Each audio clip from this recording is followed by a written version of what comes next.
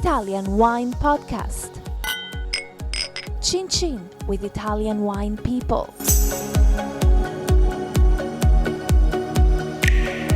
Hello, this is the Italian Wine Podcast. My name is Monty Waldin. My guest today is Isidoro Vajra from the GD Vajra winery in Piemonte. Barolo in Piemonte? Yes, but it's Piedmont. In Piedmont. So, Izzy, just tell me a little bit about your fantastic family. I think your family, the Vajra family, is one of the most liked families in Italy in terms of wine. All of you are just so nice. How do you do it? You know, you're great actors or what? Yeah, it's a strange story. Everything born thanks to our father. And his name is? Aldo. And our family, the origin of our family are in Barolo, but our grandfather, after the Second World War, he started to work to the Italian Secret Service. So in the Secret Service? Exactly, but it's Italian, Okay. not the USA. So he moved in Torino, so our father, he born in the city. This was very important because he had the education of the city, so more open-minded education. And then was in 68 when in USA there were the movements against war in Vietnam. We had something of similar in Europe, in Italy. Torino is a very warm city about politics, so one day our father, he decided to went in the streets to a demonstration. Unfortunately or fortunately, the people passed close to the office of our grandfather that he was not happy about this. So you didn't like all the noise and confusion and Exactly. potential for anger and violence and things like that? yeah, in the heart, yes, but the punishment to our father was to spend his free time in the countryside. The life of the time was totally different from today, more hard. But yeah, this was the occasion, opportunity to Papa to start to love this work. And So he bought some land, did he? yeah, we had before. Yeah. Yeah, but he started with nothing, 0.3 hectare of vineyards, Really? and that big dreams. And now how big is the winery? We grow more than 60. It's a lot. That's There big. is a motivation. In '86, Hailstorm destroyed everything, and that was the moment when Papa and Mama, they understand that it's important to have a big dreams in their life. So basically what you're saying is you have a backup. So if one vineyard gets hailed on, you've still got grape supply, hopefully somewhere else, yeah? Yeah. So what are your we have a winery, but to us it's like to have 4 different winery, because the work in Barolo or in Santo Stefano Belbo or in Dogliani is very different. But So tell yeah. us about your most famous vineyard sites. I think it's Bricco delle Viole to us, because it's our heart, it's where we live, where we are. So what is a Bricco? Bricco means the top of the hill, The summit. And Yeah. Viole? and Viole is the violet, the flower. So that's In it's Violet Hill. yeah, in Beautiful name. springtime Yeah. is violet. So you have violets growing between Yeah, the vines, do you? Exactly, That must be exactly. a nice thing to work when you're out and you see the flowers come out. Yeah. Does the wine taste violet? It's Nebbiolo that you have in the vineyard. Somebody say yes. Yeah? But it's a beautiful place when you work inside the Bricco delle Viole. You are on the top. No, you see all of the hill of the Langhe region, and then you look on the east and you see all of the hug of the mountains. The Alps you're talking about. Exactly, yeah. the Monviso. Do you see snow on them? Yes, a lot. We hope to see a lot of snow. Anyway, yeah, it's a great place. Inside these vineyards, you see all of the curiosity of our father before and now, all of my brother Giuseppe, our sister Francesca, and me. You work very well as a team, don't you? We believe in the team, Yeah. in the family, in the team. So every time we try the wine, for example, is minimum 6-7 people. Family, and then the guys that work with us in the winery. So what are your main, in terms of your main production, just give me the numbers again. How many hectares do you have in total? a little bit more than 60. Which is very large, isn't it? And how much of that is Nebbiolo? 30-40%. And that is bottled as Langhe or Barolo, Barbaresco? Both. Okay. Barolo especially, and Nebbiolo, Langhe Nebbiolo. And then Barbera, and then Dolcetto. So tell me about Barbera. It's a grape that I love, Okay. variety. What's special about Barbera? Is the motivation that our mother decided to marry our father is the Barbera. So Really? It's a family show, be careful. Yeah. She loved the wine, the Barbera from Papa.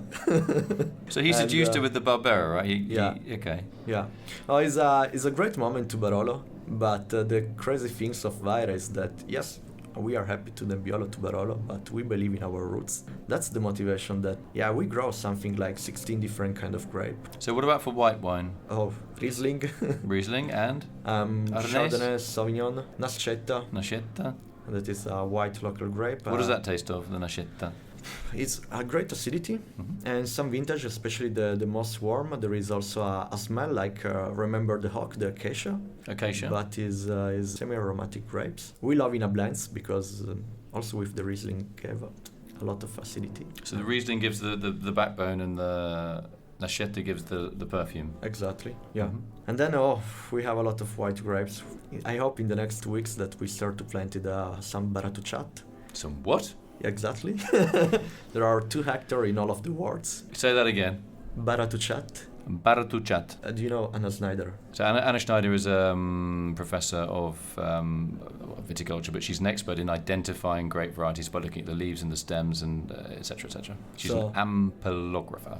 Or ampelologist, I should say. We want to preserve our roots, so in the last years and in the next years we have a project to plant a lot of this whole kind of grape. But are you finding them in your vineyards? Is she going around and saying, right, there's a row of, say, 100 vines, and all of them are, whatever they are, Barbera, Nebbiolo, whatever, and then she sees one and says, hang on, that leaf and the experiment, that's completely different. And then she goes back to her lab and she does all sorts of measurements and tests. Actually, that's a completely different variety. And then she's taking cuttings from that and propagating it and allowing you then to replant. Exactly. So are you kind of pioneers with that, or is Anna Schneider working with other producers in Piedmont to really try and resurrect some of these forgotten or lost or thought to be lost varieties? She worked with some winery, especially I think in the past with Castello di Neve from Barbaresco area, and with Vajra, a big work. Because we did last summer, I was at Isidoro's winery, the Vajra winery, and Anna Schneider was there, and she gave us a briefing on how to identify the various grapes, the leaf, shape of the leaf and all that sort of stuff, and whether the leaf was serrated, had like jagged edges or not. And we all took notes, and I have to say I was absolutely hopeless when we were told to, walk 5 paces this way, you'll see a vine on your left, what is it? And I was just like the bottom of the class.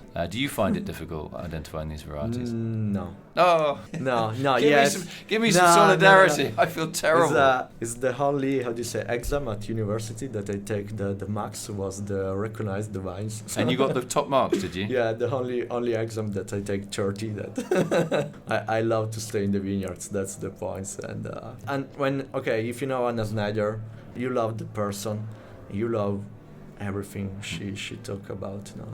So when you're in the vineyard, I know that you love being in the vineyard. Are you quite a shy? You are a shy, but you're quite a solitary guy, quite a shy person. You love a little bit of solitude out in the vineyard doing your stuff. I love freedom.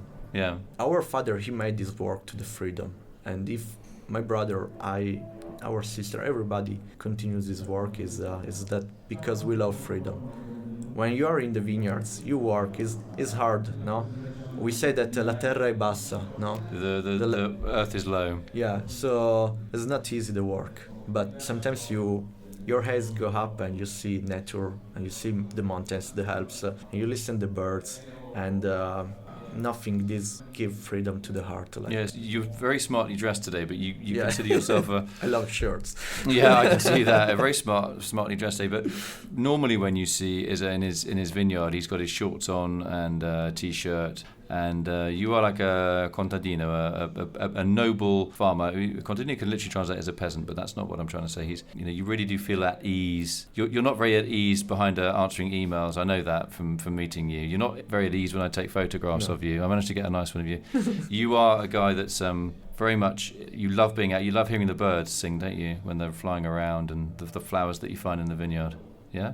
Yeah, that's the motivation that I decided to continue this work. Yeah, your smile, when I talk about that, because I know that you're quite shy, when I talk about all these things you're doing in the video, your smile just gets bigger and bigger and bigger. This must be very bad that you're in the glass box, which is what our studio is, with wires and cables and plugs and things like that. It's a very unnatural environment. And you've got your arms firmly crossed. And so I know for you being interviewed, you don't like talking about yourself because you're a little bit shy. But when you open up, you come out with some fantastic little lines. I mean, are you really into the birds flying around your vineyards? Your family, because a lot of families don't like having birds flying around because they eat the grapes, but you don't have that view, do you? Yeah, we like in a way of the organic. We start to think about all of the water that we use in the cellar to cleaning, no, to filter and to use again. No? So we created this little lake. It's not little, but it's a lake close to the winery, and it's beautiful because it became a reserve of nature to animals, and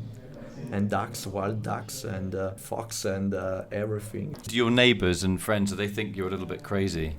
If one day we start to have also cow, I think so. Really? Is that what you want? Yeah. But you're not going to go biodynamic. You just want that. You would have them just for their manure to make compost, or because you love the animals? Because we want to have like a Self-sufficient. cycle, exactly. Yeah. A cycle of farm. A cycle of life. In the past was like this, and then there was like a specialization. Yeah. And So monoculture. Exactly. Instead of polyculture. But yeah, we want to think in a different way. This is our desire. Maybe. So would the cows go near where you created a lake? Obviously they need to drink a lot of water to stay healthy. Obviously they eat grass as well. But No. would they be allowed to go near the lake so they could We drink? want to have freedom. We have a lot of lands that where also vineyard is not good to plant it. It's a land where we have a lot of grass, so a lot of humidity. So they can graze. Exactly. We want freedom. But would they be milk cows, or would they just be cows that ate and grazed and left their manure? I don't know now because we have a lot of idea, a lot of dream in the family. Yeah, we want to have a 100% farm. No, Right, a closed cycle, self-sufficient farm. And So is Francesca, does she love that idea of cows, your sister? Yeah, but And your mum and dad? I think that yes, the family of our mother they had a farm just with cow.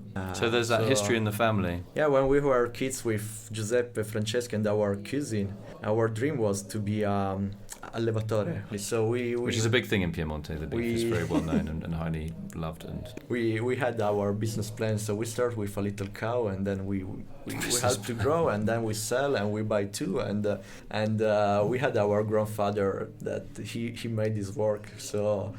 That was our dream when we were kids, and then life now is where we are, but this is when you are kids you have a dream and you have a simplicity in your heart, and so this is I think we want to be like a kids, not that no mental stress, bored, and you want stimulation. Yeah, we want to have the freedom of the kids. So what we often forget in vineyard, if you go to a vineyard, it's often silent. There's no birds flying around. Obviously, there are no cows mooing, or owls, flying, or insects buzzing around. And really, as a barometer of wine quality, anybody that goes to taste wine, you don't spend all of your time in the tasting room. Get out into the vineyards and see what's going on. If you go to the Vajra winery, it's so obvious why their wines are so good. You walk around, it's just everything is grass. There's flowers all over the place, as you say. The birds flying around. So there's noise. There are smells. There's sounds, and there's that biodiversity when you walk in through the vineyards, because we spent that day doing it, trying to identify the great variety of Anna Schneider, and you feel this lovely spongy soil, and you think, oh, this has obviously got lots of worms in it and lots of microbiology, and then you go and taste the wines, and they're clean and they're bright and they're clear, and they taste of the variety and of the sense of place. I'm doing your advertising here for you, but that is what it's like, and it's not like a secret or a coincidence that when you go to the Vajra winery, the wines taste as they do because of what they are doing and what they're not doing in the vineyard, which is messing things up. They're letting nature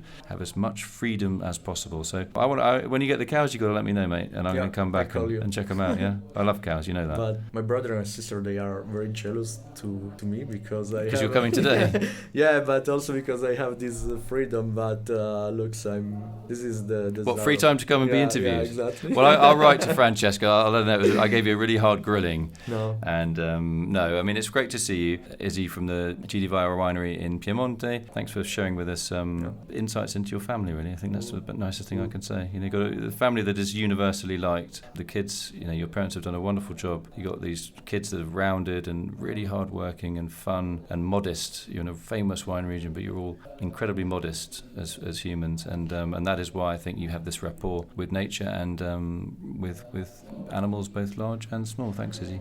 Just one thing. Go on. Last one. When Giuseppe he was 16, he would like to be a doctor, an engineer, and a winemaker. So just remind us who Giuseppe is. Is my brother, the oldest, the first one. Especially he would like to be a doctor because he said that the social motivation is to help the life of the people, no? And one day, he was 16, one day he come back from high school and he asked to our father, Papa, what is the social motivation to make wine? So this was a big question. In our living room we have one paint, and Papa, he looked these paints and he said, Giuseppe. A painting? Painting. He said, Giuseppe, our work is like this. You do not need to have a life, but also you do not need to read a book to have a good life, or listen music, or also drink a glass of wine. but life without these things is not a good kind of life, no? So this is Vajra, no? So our desire is, especially today when you read open newspaper, you read bad news, what is wine in these words, no? So we try to open the heart of everybody, no? And maybe we are not perfect, but this is our desire. Thanks, Izzy. Thanks to everybody. Thanks, Izzy, for coming today. From the GD Vajra Winery in Piemonte, fantastic family, very articulate, and got a great sensibility about you. Thanks, Izzy. Welcome. Follow Italian Wine Podcast on Facebook and Instagram.